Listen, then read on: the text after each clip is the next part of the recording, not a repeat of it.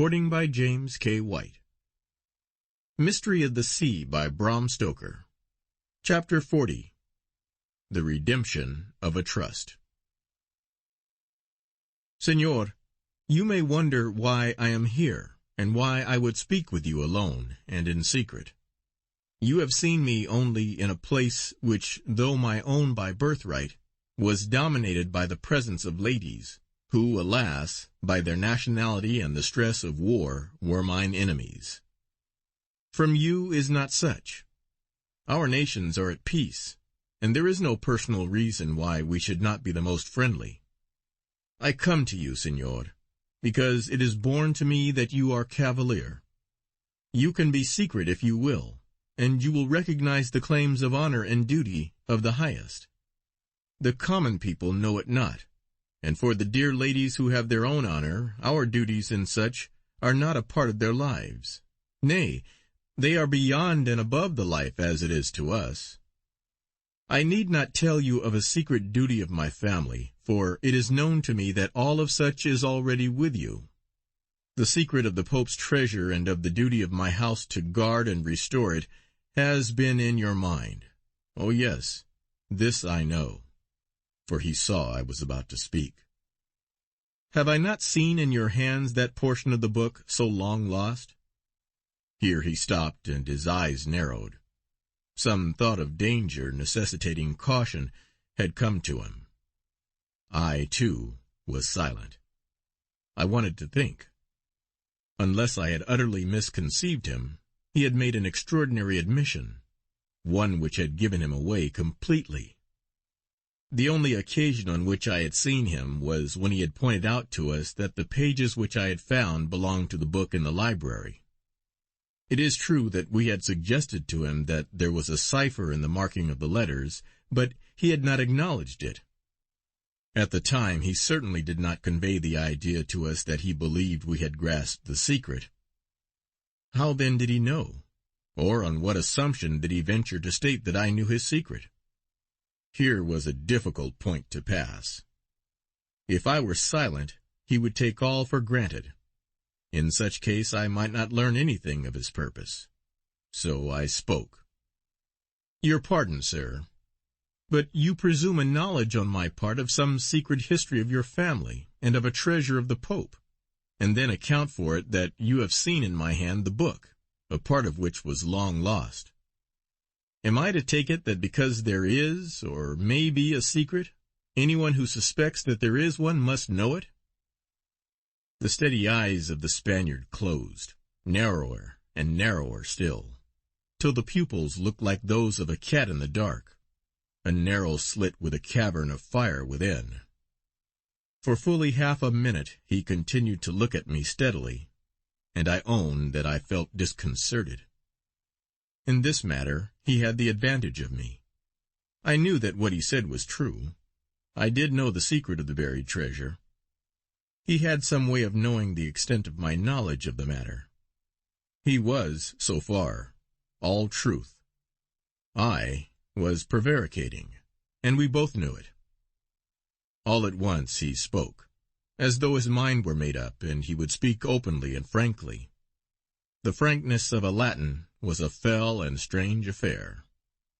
Why shall we beat about the bush? I know, you know, and we both know that the other knows. I have read what you have written of the secret which you have drawn from those marked pages of the law book. As he spoke, the whole detail of his visit to Crom rose before me. At that time he had only seen the printed pages of the cipher. He had not seen my transcript, which had lain face down upon the table. We had turned it on hearing someone coming in. "Then you have been to the castle again," I said suddenly. My object was to disconcert him, but it did not succeed. In his saturnine frankness had been a complete intention, which was now his protection against surprise. "Yes," he said slowly, and with a smile which showed his teeth like the wolf's to Red Riding Hood. "Strange, they did not tell me at Crom," I said, as though to myself. "They did not know," he answered. When next I visited my own house it was at night, and by a way not known save to myself." As he spoke, the canine teeth began to show. He knew that what he had to tell was wrong, and being determined to brazen it out, the cruelty which lay behind his strength became manifest at once. Somehow, at that moment, the racial instinct manifested itself. Spain was once the possession of the Moors, and the noblest of the old families had some black blood in them. In Spain, such is not, as in the West, a taint. The old diabolism whence sprung Fantee and Hoodoo seemed to gleam out in the grim smile of incarnate rebellious purpose. It was my cue to throw my antagonist off his guard, to attack the composite character in such way that one part would betray the other. "Strange," I said, as though to myself again. "To come in secret into a house occupied by another is amongst civilized people regarded as an offence." "The house is my own," he retorted quickly, with a swarthy flush. "Strange again," I said. "When Mrs. Jack rented the castle, there was no clause in her agreement of a right to the owner to enter by a secret way. On the contrary, such rights as the owner reserved were exactly specified. A man has a right to enter his own house, when and how he will, and to protect the property which is being filched from him by strangers." He said the last words with such manifest intention of offence that I stood on guard. Evidently he wanted to anger me, as I had angered him. I determined that thenceforward I should not let anything which he might say ruffle me. I replied with deliberate exasperation: "The law provides remedies for any wrongs done. It does not, that I know of, allow a man to enter secretly into a house that he has let to another. There is an implied contract of peaceful possession, unless entry be specified in the agreement." He answered disdainfully: "My agent had no right to let without protecting such a right." "Ah, but he did, and in law we are bound by the acts of our agents. Facit per alium is a maxim of law. And as to filching, let me tell you that all your property at Crom is intact. The pieces of paper that you claimed were left in the book, and the book has remained as you yourself placed it on the shelf. I have Mrs. Jack's word that it would be so." He was silent. So, as it was necessary that the facts as they existed should be spoken of between us, I went on. "Am I to take it that you read the private papers on the table of the library during your nocturnal visit?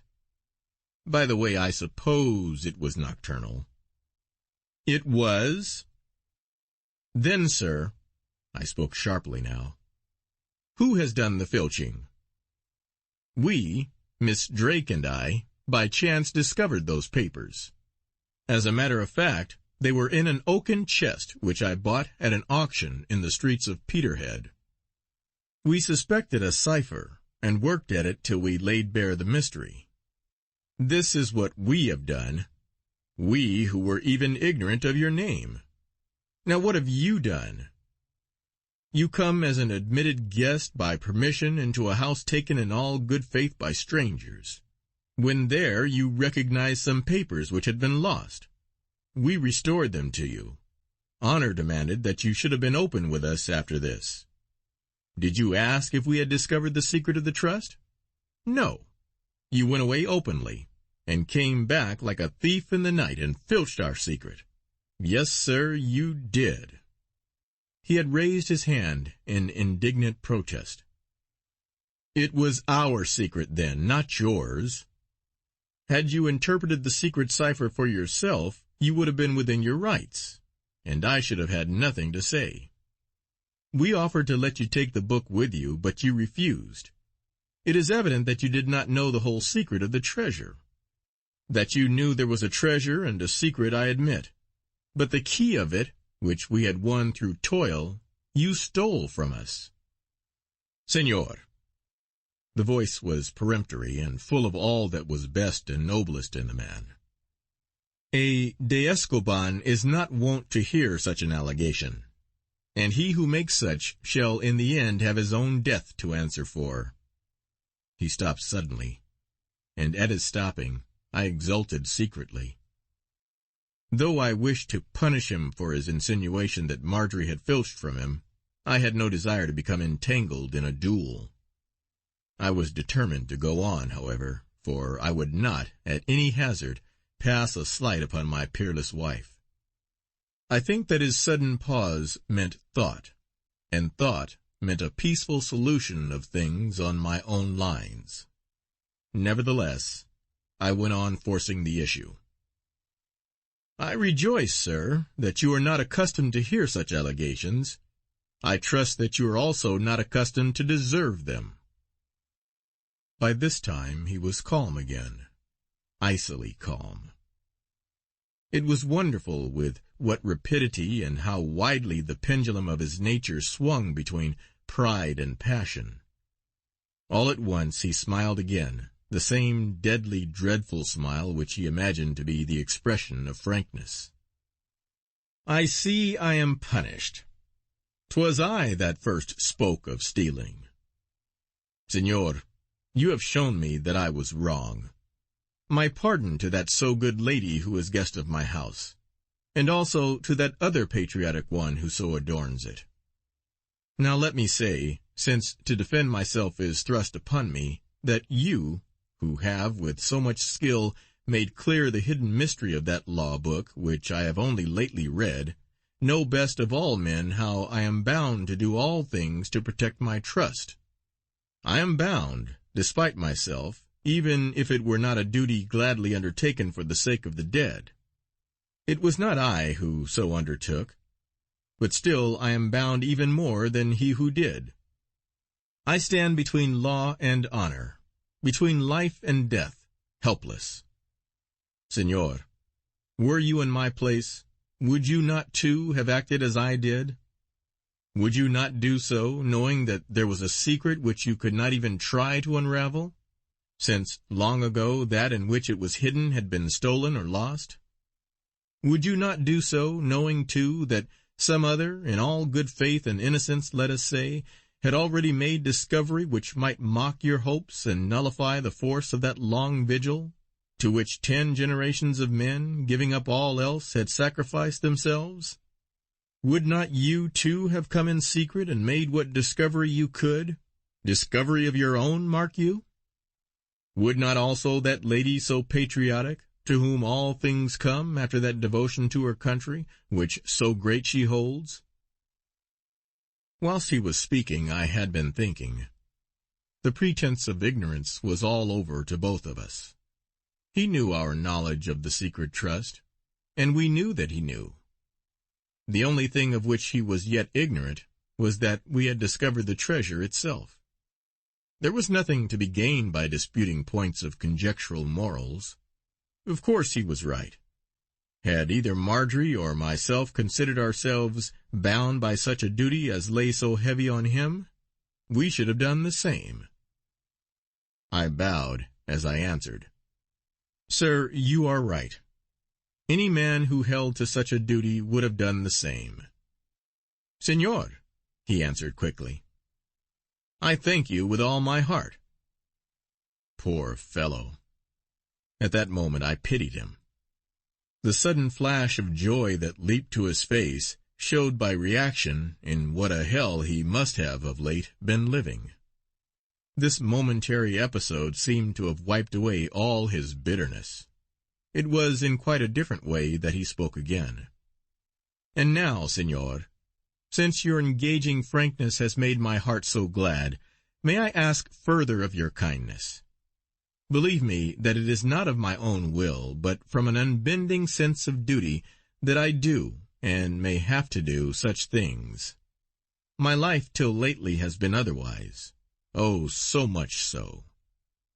You have the feelings of honor yourself.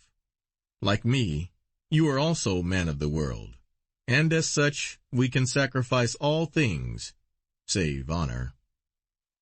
Is there no way in which you can aid me to fulfill my trust, and let there be peace between us?" He looked at me anxiously. I said, "I fear I hardly understand."